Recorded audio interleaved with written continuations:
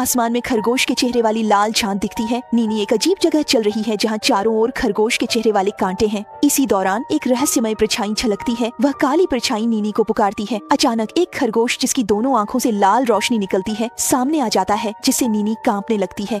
खरगोश नीनी से मुट्ठी कसकर बंद करने को कहता है और गिड़गिड़ाकर खुद को मारने की विनती करता है। नीनी मजबूरी में मानती है।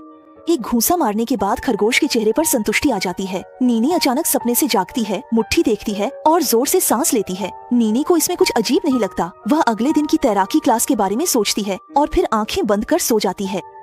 अगले दिन नीनी किंडरगार्टन पहुंचती है और देखती है कि पहले की तरह खेल का मैदान खाली है। वह स्विमिंग पूल की तरफ जाती है, पानी में उतरने को बेताब। तभी वह सिर घुमाती है और पिछली रात वाला खरगोश का चेहरा देखती है। नीनी को अजीब लगता है, लेकिन तभी पीछे से आती आवाज उसका ध्यान खींच लेती है। शिमिया छोटे शिन को लेकर आती है। नीनी को शिन और शिमिया की बातचीत से पता चलता है कि आज की तैराकी की कक्षा रद्द कर दी गई है। यह सुनकर नीनी गुस्से से भर जाती है और उसने जो खरगोश का खिलौना पहले से तैयार कर रखा था उसे निकाल लेती है। वह बार बार अपने गुस्से को निकालने के लिए खरगोश को जोर जोर से पीटती है। तभी खरगोश हंसने लगता है और तुरंत ही नीनी का हाथ पकड़ लेता है। यह बिल्कुल वैसा ही है जैसा कल रात के सपने में हुआ था। खरगोश नीनी से खुद को और जोर से पीटने की गुहार लगाता है। लगता है खरगोश की पसंद कुछ अजीब है। यह दृश्य देखकर नीनी बुरी तरह डर जाती है और उसका शरीर अपने आप पीछे हटने लगता है।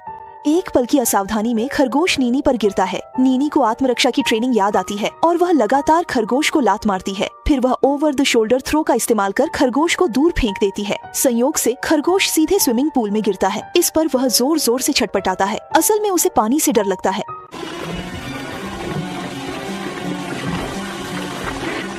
यह देखकर नीनी डर गई और घर लौट आई। अगले दिन नीनी ऐसे व्यवहार करती है जैसे कुछ हुआ ही न हो और वह फिर से किंडरगार्टन जाती है। सभी बच्चे पहले से ही पानी में खेल रहे थे। देर से पहुंची नीनी को शिक्षक जॉन कपड़े बदलवाने ले गए।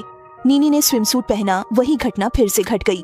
जल्दी से अपनी मुट्ठी से मुझे जोर से मारो। नीनी घबराकर बाहर भाग गई। वह सबकी मदद मांगने ही वाली थी कि उसने देखा सभी के मुंह और कान में खरगोश घुस रहे हैं।